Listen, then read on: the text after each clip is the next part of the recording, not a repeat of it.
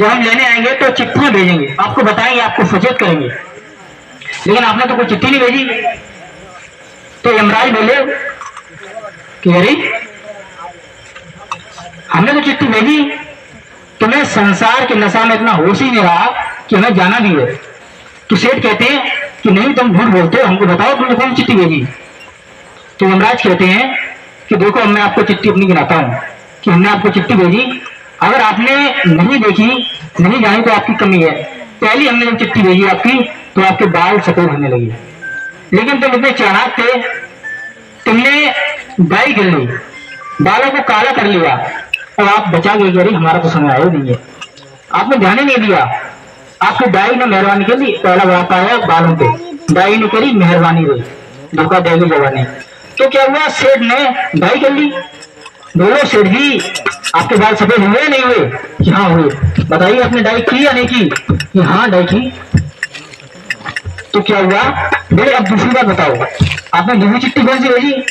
तो उन्होंने कहा कि दूसरी चिट्ठी हमने भेजी, आप कानों से सुनना बंद आपने कर दिया, आपके कान बहरे होने लगे थे। हमने संकेत किया चलो दूसरी चिट्ठी भेजते हैं, आपने पहले नहीं संकेत, कोई बात नहीं।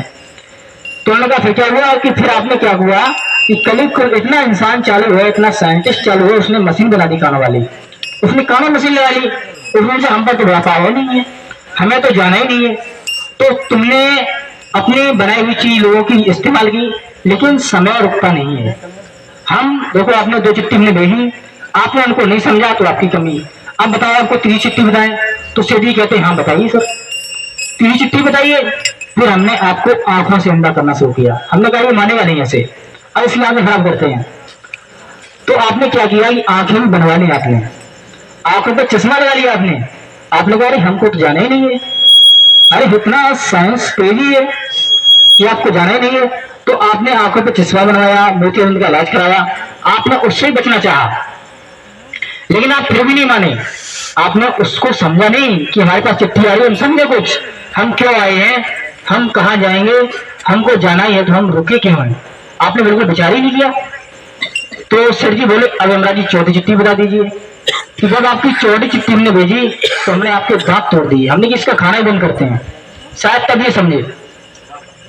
तो आपने मेरी चिट्ठी नहीं समझी, आपके दांत में तोड़ दिए। लेकिन आपने क्या किया कि आपने पत्थर के दांत लगवा लिए, आपने पत्थर के दांत लगवा लिए और आपको लगा कि हमारे दांत भी नहीं टूटे। तो कहिए सेठ जी, वादा हमने अपना पूरा किया या नहीं किया? तो सेठ बोले हाँ यमराज जी, वास्तव में हम तो समझ नहीं पाए, आप तो दोस्त हैं, आप थोड़ी मेहरबानी कीजिए, आप वास्तव में बहुत पक्के हैं वादा के। आपने चारों चिट्ठी भेजी पर हमारे समझ में नहीं आई। अब हमें एक काम कीजिए आप, अगर आप वास्तव में दोस्ती मानते हैं हमसे, वास्तव में थोड़ा व्यवहार मानते हैं हमसे, तो हमें और थोड़ा वक्त दीजिए, कुछ वक्त हमको दीजिए कि हम कुछ उपाय कर लें अपनी वक्त का। तो यमराज कहते हैं चलिए बोलिए। यमराज जानते थे कि दोस्ती है, ये जरूर कुछ ना कुछ खूट बाई करेगा, कुछ पहले चलते हैं।